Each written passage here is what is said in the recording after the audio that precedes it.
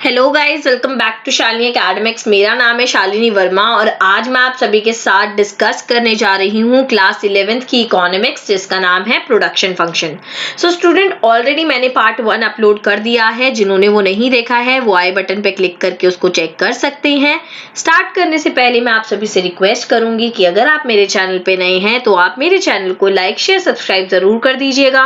नीचे दिए गए बेल आइकन को भी प्रेस कर लीजिएगा ताकि इस चैनल पे डली गई इन्फॉर्मेशन आपके पास टाइम टू टाइम पहुंचती रहे। तो चलिए शुरू करते हैं। आज हम डिस्कस करने वाले हैं total physical product. Total product. It is the total quantity of goods and services produced by a firm with given input during a period of time. इसका मतलब ये है कि जब मैंने अपने इनपुट चेंज करे तो मुझे अपनी टोटल प्रोडक्शन कितनी देखने को मिली, उसी को हम टोटल प्रोडक्ट कहते हैं।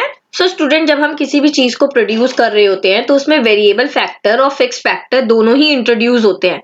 अब बात ये है कि हम उन दोनों फैक्टर्स को इंट्रोड्यूस करके कितनी प्रोडक्शन कर रहे हैं, टोटल कितना आउटपुट हमारा निकल के आ रहा है, उसी को हम टोटल प्रोडक्ट कहते हैं। फॉर एग्जाम्पल, मैंने 4 लेबर यूज करी और एक मशीन यूज करी और उससे मैंने 100 kg का प्रोडक्शन करा, तो ये जो 100 kg है इसी को हम टोटल प्रोडक्शन बोलेंगे। सो बेसिकली वेरिएबल और फिक्स फैक्टर को यूज करके हमने टोटल कितनी चीजें उगाई, उसी को टोटल प्रोडक्ट कहा जाता है। नेक्स्ट टॉपिक डिस्कस कर लेते हैं, average physical product / average product. It is defined as amount of output per unit of a variable factor. So basically average product जो है वो पर यूनिट में डील करता है। उसी के साथ साथ मैं ये भी बताना चाहती हूँ कि फिक्स फैक्टर में कोई भी चेंज नहीं आएगा।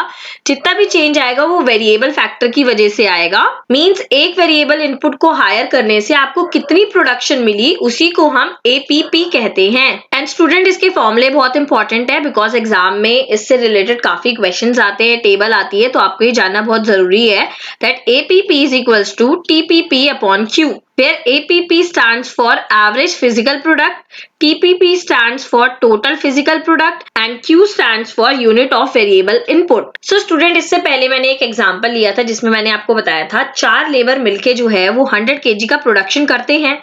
तो आप मुझे बताइए कि एक लेबर कितना प्रोडक्शन कर रहा है, उसी को हम एपीपी बोलते हैं। फॉर एग्जाम्पल, मैंने टोटल प्रोडक्शन को लिख दिया ऊपर और जो वेरिएबल इनपुट है विच इज लेबर उसको हम नीचे रखेंगे, और जब मैं इसको कैंसिल आउट कर दूंगी तो मुझे पता चलेगा 25। ये जो 25 है ना बेटा, यही क्या है, एवरेज फिजिकल प्रोडक्ट। यानी कि इस 25 का मतलब ये हुआ कि हर एक लेबर जो है आपको 25 यूनिट प्रोड्यूस करके देता है। सो बेसिकली एक वेरिएबल इनपुट आपको कितनी प्रोडक्शन करके दे रहा है, उसी को हम बोलते हैं एपीपी। चलिए नेक्स्ट पे मूव करते हैं। Next, marginal product / marginal physical product. It is defined as the change in total product due to an additional unit of variable factor. यानी कि एक और वेरिएबल इनपुट इंट्रोड्यूस करने पे मेरा कितना प्रोडक्शन बढ़ा, वो हमें मार्जिनल प्रोडक्ट बताता है। सो स्टूडेंट, हमने एक एग्जांपल देखा था जिसमें हमने देखा था कि हमने टोटल 4 लेबर जब लिए तो टोटल प्रोडक्शन 100 हो रहा था।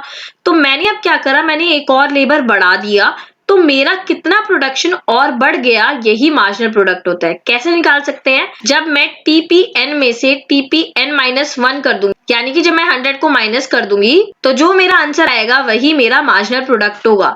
यानी कि एक और लेबर को इंट्रोड्यूस करने से मेरा कितना प्रोडक्शन बढ़ गया है वो हमें एमपी बताता है।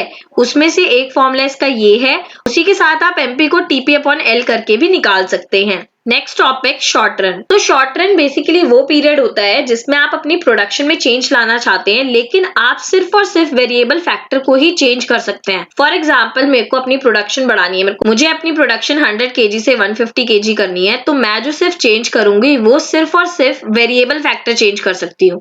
मीन्स मैं लेबर में चेंज कर सकती हूँ, मैं मटेरियल में चेंज कर सकती हूँ, लेकिन मैं फिक्स फैक्टर में चेंज नहीं कर सकती। तो वो पीरियड जिसमें आप प्रोडक्शन बढ़ा तो रही हैं लेकिन सिर्फ और सिर्फ वेरिएबल फैक्टर में चेंज करके, उसको हम शॉर्ट रन पीरियड कहते हैं। Next, long run. Long run वो पीरियड होता है जिसमें आप अपना आउटपुट चेंज करना चाहते हैं, तो आप हर चीज को चेंज कर सकते हैं। तो आप सभी फैक्टर्स में चेंज लाके अपनी प्रोडक्शन को चेंज कर सकते हैं। इसमें कोई वेरिएबल और फिक्स फैक्टर नहीं होता है, सभी चीजें इनपुट बन जाती हैं। सो आई होप गाइज आपको ये वीडियो अच्छी लगी होगी, यूजफुल लगी होगी। अगर आपको मेरी वीडियो अच्छी लगती है तो आप मेरे चैनल को लाइक शेयर सब्सक्राइब कर सकते हैं। नीचे दिए गए बेल आइकन को भी प्रेस कर दीजिएगा ताकि इस चैनल से जुड़ी हुई लेटेस्ट इन्फॉर्मेशन आपके पास पहुंचती है।